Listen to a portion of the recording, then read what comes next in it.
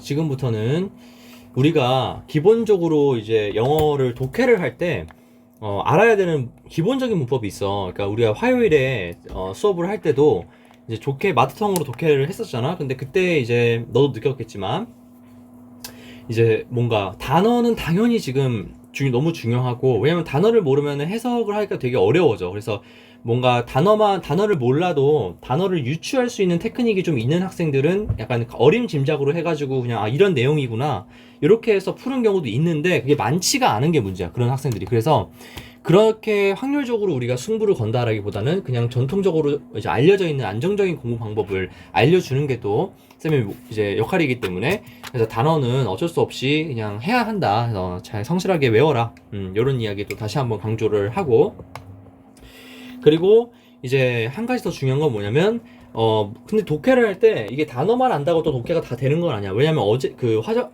지금 녹화 시점 기준으로 이제 어제였지, 화요일이. 어제 그 마더텅 독해 지문 보면 다 이제 뭐라 해야 되니? 그 접속사, 품사를 알아야 되는 부분, 그 다음에 문장 성분, 문장 형식, 그리고 이런 문법적인 문제들 있잖아. 요런 것들 때문에 해석이 안 되는 경우도 많아. 그래서 사실은 독해는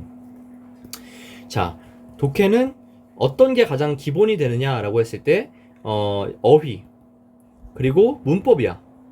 그래서 어휘랑 문법이 잘 되잖아? 그러면 일단은 그 모의고사 기준으로 2등급까지는 간다.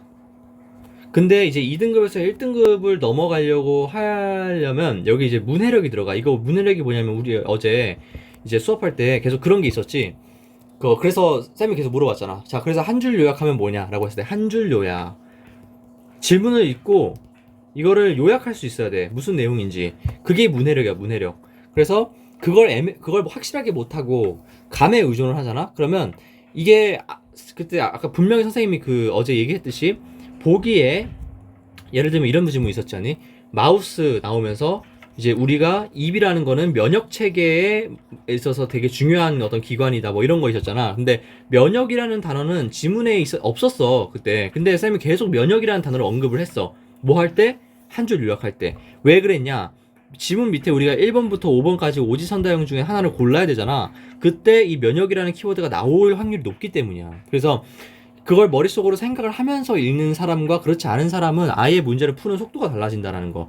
그래서 문제를 읽으면서 어제도 했지만, 이게 결국엔 이 지문이 하고자 하는 이야기가 뭔지를 생각을 하면서 읽으라 했지. 그래서 중간중간 계속 생각을 바꿔가면서 읽는 거야. 근데 문제가 쉽다 그러면은, 지문이 쉬운 거에 걸렸다라고 하면은 뭐겠어? 그냥 이제 흐름이 처음부터 끝까지 같이 되겠지. 근데 중간에 벗이나 이런 게 들어가면서 내용이 뒤바뀌는 그런 지문이 있기 때문에 이제 항상 실시간으로 생각을 하면서 봐야 된다. 그래서 인지 에너지를 좀 많이 쓰게 되는데, 그런 거를 좀 훈련을 할 필요가 있는 거지. 아무튼 요런 것들 때문에 이제 우리가 어휘나 문법뿐만이 아니고 이런 문해력도 키워야 되고, 그다음에 문장을 구조적으로 볼 줄 아는 능력이 필요해. 문장을 분석할 줄 아는 능력이 필요해. 그래서 이게 이제 어휘랑 문법을 베이스로 하는 건데, 그러기 위해서는 오늘 이제 필수적인 문법 정리가 한번 필요할 것 같다라는 생각이 들어서 이제 추가적으로 강의를 하는 거니까 이것까지 한번 수업을 듣고, 그리고 이제 오늘 지금 이 영상이 세 번째 영상일 거야. 첫 번째 영상은 이제 교과서 2단원 문법, 두 번째 영상은 교과서 3단원 문법, 그리고 이제 이게 세 번째 영상일 텐데, 이 세 번째 영상부터는 너가 중간중간 정지를 하고 필기를 열심히 해야 돼. 그래서 그걸 계속 봐야 돼. 그래서 그 부분 미리 이제 설명을 해줬고, 자, 지금부터 본격적으로 해볼게. 우리가 첫 번째로 이제 공부를 해야 될 건 뭐냐면 품사라는 개념이다. 자, 품사가 뭡니까? 라고 했을 때, 이거는 팔품사를 보통 얘기해. 또는 구품사라고 해. 자, 근데 우리가 일반적으로는 팔품사라고 많이 알고 있어. 근데 구품사는 뭡니까? 라고 했을 때, 자, 종류가 뭐가 있느냐? 라고 하면, 자, 품사, 명사, 대명사, 동사, 형용사, 부사, 접속사, 전치사, 감탄사. 몇 개야? 하나, 둘, 셋, 넷, 다섯, 여섯, 일곱, 여덟. 팔품사지. 근데 여기에 구품사가 왜 들어가냐면 플러스 한정사가 들어가. 한정사.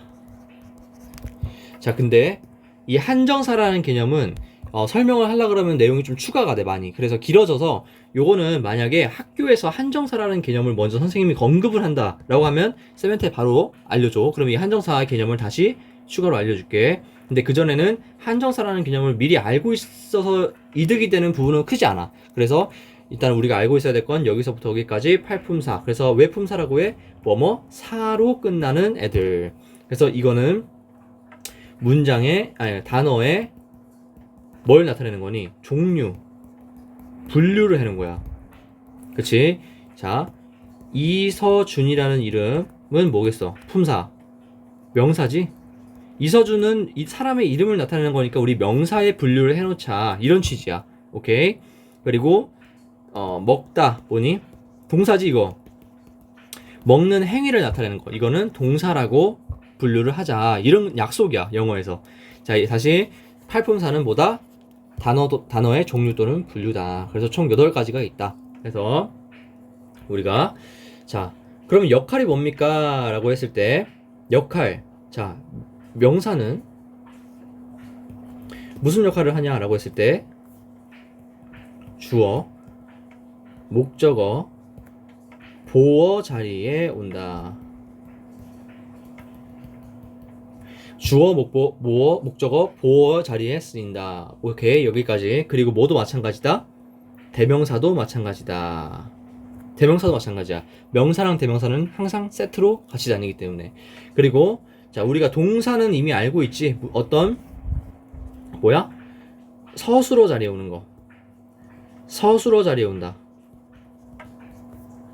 그리고 동작이나 상태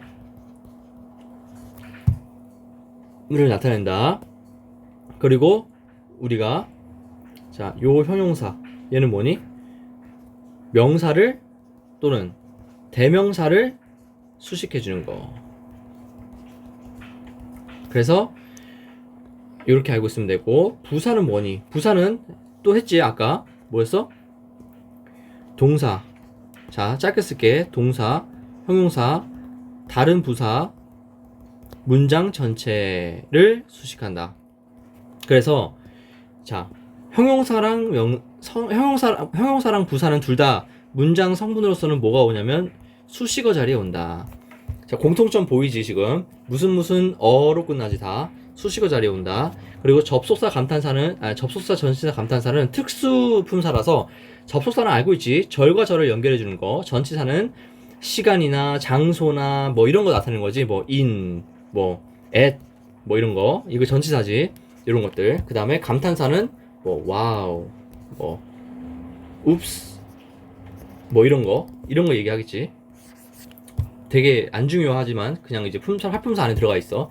자, 아무튼 자, 요런 것들이 팔품사고 각각의 역할은 어떻게 되느냐? 요렇게 된다. 오케이? 이거 알고 있어야 된다. 이게 팔품사다. 자, 그러면 우리가 두 번째 문장 성분은 뭐냐? 자, 팔품사랑 문장 성분을 구분해야 되는데, 문장 성분은 단어가 문장 안에서 하는 역할이다 라는 거야. 역할. 그래서 이거는 우리가 아까 품사랑 그럼 다른 게 뭔가요? 자, 기능이야. 기능. 무슨 말인지 알겠어? 자, 그래서 이게 아까 품사는 단어의 종류를 얘기했고, 이거는 단어의 기능을 얘기하는 거야. 이제 이해돼? 문장 안에서 하는 기능을 문장 성분으로 하고, 이거는 뭐 무슨 어로 끝나. 그래서 주어, 목적어, 보어, 서술어, 수식어 이렇게 나뉜다. 총 몇 개? 5가지. 그래서 주어는 아까 주어 자리에 다시 품사를 먼저 한 이유가 이거야. 주어 자리에 올 수 있는 거 뭐였어? 명사 또는 대명사였지. 그 다음에 목적어 자리에 올 수 있는 거 뭐였어? 똑같지? 보어 자리에 올 수 있는 거 똑같아. 자, 근데 보어는 하나 더 형용사가 올 수 있다. 왜? 이거 알고 있을 수도 있는데, 형용사는 용법이 2개인데 서술적 용법, 한정적 용법. 우리가 일반적으로 알고 있는 명사 수식이 이 한정적 용법이야. 왜? 수식을 해준다는 거는 의미가 어떻게 되는 거니? 넓어지는 거니? 좁아지는 거니? 좁아지는 거지. 왜? 한정해서 특정한 거를 더 특정해 주는 거잖아. 형용사를 쓰면서. 근데 서술적 용법은 보어로 쓰여. 보어. 그래서 그러니까 이거 헷갈리면 안 돼. 말은 서술이라고 쓰였지만 보어 자리에 오는 거야. 보어 자리에. 보어는 우리가 다시 두 종류 뭐 나뉘어? 주격 보어, 목적격 보어. 자, 영어로는 SC, OC 이렇게 얘기하지. 근데 자, 보어는 역할이 뭔데 그러면? 문장을 보충 설명해 주는 거. 단어를 보충 설명해 주는 거. 주어를 보충 설명해 주면 주격 보어. 목적어를 보충 설명해 주면은 목적격 보어 이런 거야. 그리고 형용사가 보어 자리에 올 수 있다. 마찬가지로 명사 대명사는 당연히 올 수 있고. 자, 그리고 서술어는 뭐가 올 수 있니? 이거 동사만 올 수 있지, 서술어. 그래서 이거 헷갈리지 말라고 한 거야. 서술적 용법이 이거 헷갈리면 안 돼. 얘네들이 동사만 올 수 있어. 수식어는 뭐가 오니? 형용사. 이때 형용사가 뭐니? 이거 얘기하는 거지. 한정적 용법. 그리고 또 뭐 있어? 부사가 올 수 있지. 부사. 왜? 동사 얘네들이 수식한다며. 그래서 여기 수식어 자리라고 한 거야. 자, 그래서 이렇게 된다. 그래서 이제 이해해봐 한번. 품사의 종류랑 문장 성분의 기능은 서로 다른 거다. 근데 밀접하게 연관이 있다라는 거야. 자, 멈춰놓고 필기하고 다음엔 이어서 보는 거야. 자, 여기까지 문장 성분. 자, 그리고 이제 문장 형식을 할 건데, 문장 형식은, 자,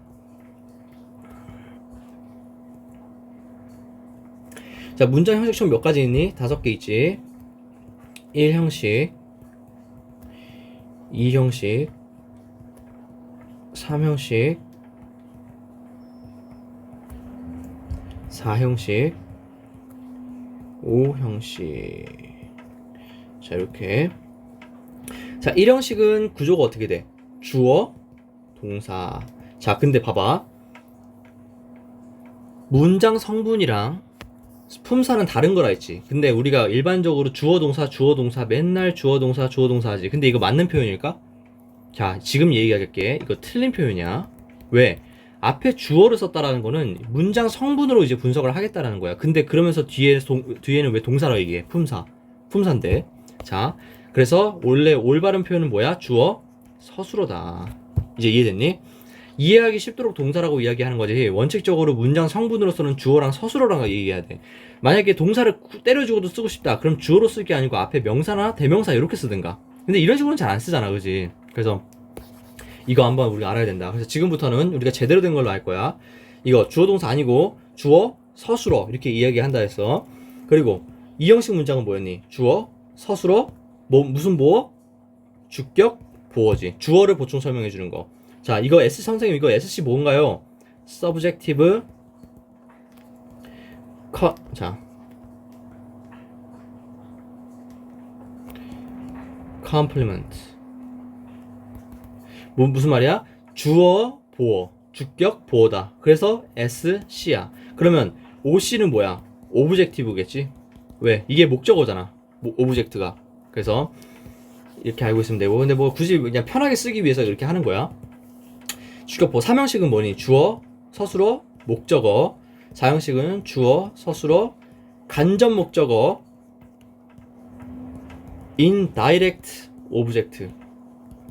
간접 목적어 플러스 직접 목적어. 이건 뭐겠니 그러면? 디렉트지, 디렉트. 그래서 IT, O 뗀 거야. 자, 그래서 이거는 해석 어떻게 하니? 뭐뭐에게. 이건 해석 어떻게 하니? 뭐뭐 을를. 그래서 4형식 문장.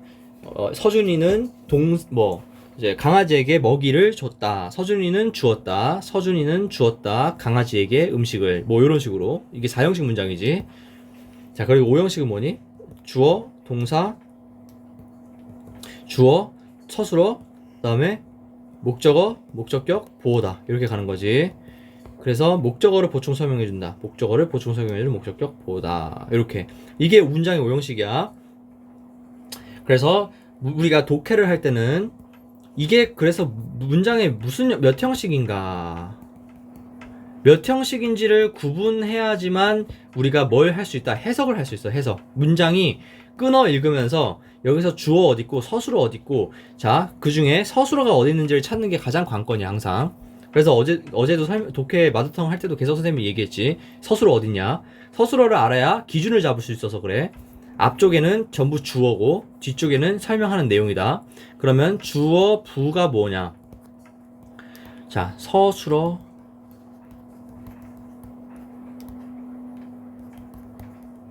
자, 주어 부는 서술어 앞 전체를 얘기해. 서술어 앞에는 어쨌든 간에 뭐가 되는 애들이니? 주어가 될 애들이지. 근데 핵심 주어는 보통 문장 전체인 경우가 많이 없어. 그래서 그걸 주어 부라고 얘기해. 주어 부분이다. 주어의 부분이다. 그러면 여기서 그러면 핵심 주어는 뭔가요? 라고 했을 때 이거는 주어 부에서 가장 마지막에 해석되는 놈. 무슨 말이냐? 자, 예문 볼게. One of the special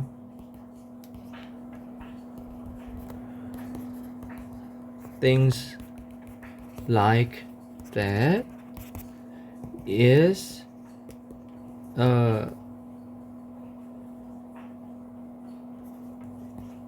book.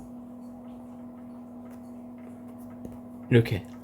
자, 이런 문장이 있다고 쳐. One of the special things like that is a book. 자, 그것과 같이 굉장히 특별한 것들 중에 하나는 책이었다. 이런 문장. 산타 할아버지가 뭐 예를 들면 크리스마스 때 선물을 준 상황이라고 생각을 해봐. 자, 이렇게 할 때 서술어 어디니? 서술어. 자, 동사는 봐봐. 동사는 문장에서 여러 가지가 될 수 있어. 왜? 동사는 동작을 표현하는 단어이기만 하면 다 동사야. 왜?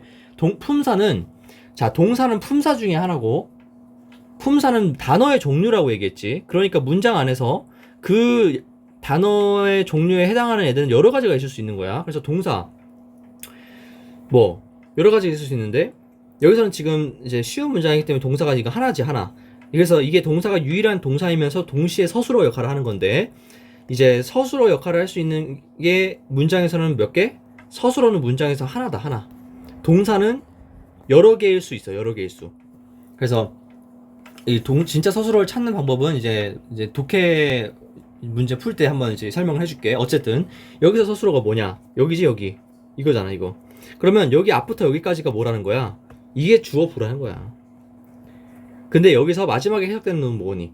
The special things like that 중에 하나. 얘지, 얘. 얘가 주어야, 주어. 그래서 우리가 문제로 많이 나오는 건 뭐냐? 수일치 많이 나와. 여기를 뭐로 바꿔서? 얼로 바꿔서. 왜? things 있잖아. 그러니까 여기서 많이 페이크가 걸리는 거야. 근데 얼 맞아? 아니지. 왜? 마지막에 해석되는 게 진짜 주어가 원이니까. 그래서 is가 된다. 요런 개념이야, 주어부가. 그래서 서술어를 찾는 게 가장 중요하다. 뭐 감각적으로 찾는 게 이제 가장 좋긴 한데 그거는 이제 훈련이 돼야 되는 거니까 천천히 한번 해보는 걸로 하는 거야, 앞으로. 자, 이렇다. 그래서 문장 형식까지 끝냈어. 그래서 이게 이제 20분 정도 됐는데 아마 첫 번째 영상이 18분, 두 번째 영상이 8분, 지금 영상이 이제 뭐 19분이라고 치면은 뭐 26분에다가 하면은 45분이지. 자, 여기서 한번 끊고 그 다음에 우리가 준동사랑 서술어 찾기 이거를 하고 마무리를 할게. 자, 여기서 이제 세 번째 강의는 끝낼게.